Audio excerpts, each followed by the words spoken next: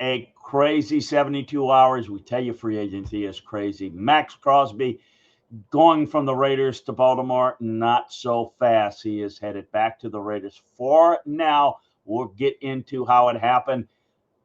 So when you have trades that are made at any point in time, every trade is contingent upon a player passing a physical by the team that he's traded to. That happens free agency during the season at any point in time. It's rare that it happens, but it does happen. It's just that when you have a player of this magnitude, it's very intriguing.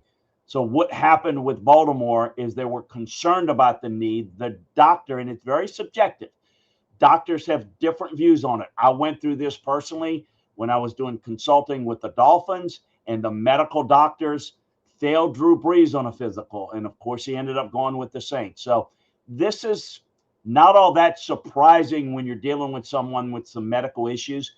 But it turned out that Max is now headed back to the Raiders after giving 2 first-round picks. So what it came down to with the Ravens, they were concerned about the fact that this could be a longevity problem. And they're giving up 2 first-round picks and a lot of money. But more than the money, it's the 2 first-round picks for a guy that, yes, he's going to be healthy at some point this year, but they feel there might be degenerative conditions in his knee. And as great as he is this good value for someone that you may only get 2 or 3 great years out of?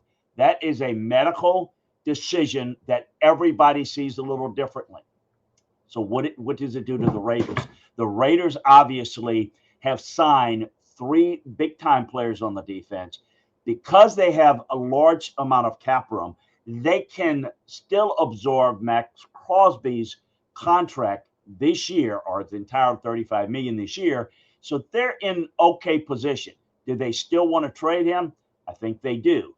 The biggest problem is they're probably not going to get their asking price now of 2 first-round picks.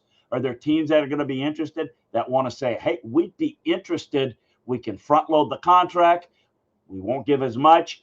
Maybe they can get it. The Raiders can still get a deal done. If not now, maybe end of the season. Remember, the Micah Parsons trade didn't get done until later. So it's not over in terms of trading Maxx Crosby for draft capital. Just may not be this year's draft capital. So we'll see how this plays out. Now, when you look at the circumstances for the Ravens, they now have a lot more cap room. And so they can go out and look at some other options. And one of the things they looked right into when they decided to not go forward with Maxx Crosby is to go after Trey Hendrickson. They have made him an offer. That deal is going to be done when the official start of free agency takes place. So they have gotten their guy. Ironically, they were talking to Trey Hendrickson even when they thought Maxx Crosby was going to be there. They wanted to pair both of them. So, they jumped on that. My understanding, they upped the price for Trey Hendrickson. Good for him. What's bad for Maxx Crosby, good for Trey Hendrickson. He got even a little bit more money because the Ravens were just that more concerned about the issue. So he gets a deal, and as I understand, it's 4-year, $112 million contract. So it is an average annual value of $28 million. So the takeaway from this is always that, first of all, with free agency, and I hate how the league does it, where you have all the deals done before free agency technically begins, so things can take place, and yet they're not official. But in any trade, in any free agent signing, it's all contingent upon passing a physical. So any of these deals that have been agreed upon, including this one, are not done until the physical. It's just that 990 times out of 100, it plays out. So it's not something you have to worry about. Being in the league for a long time, I always worried about the physical. Now you might say, what could happen as a result of this?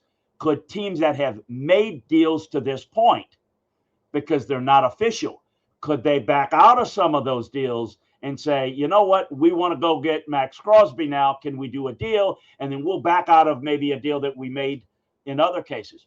Yes, they can. Nothing's official.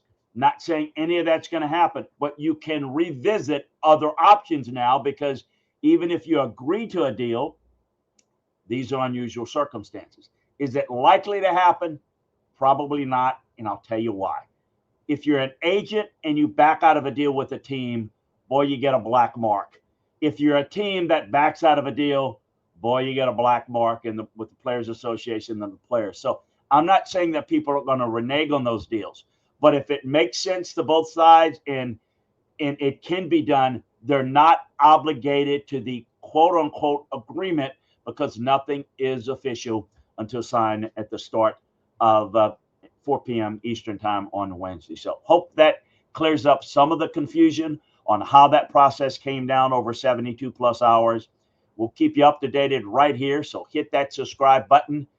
We appreciate you joining us.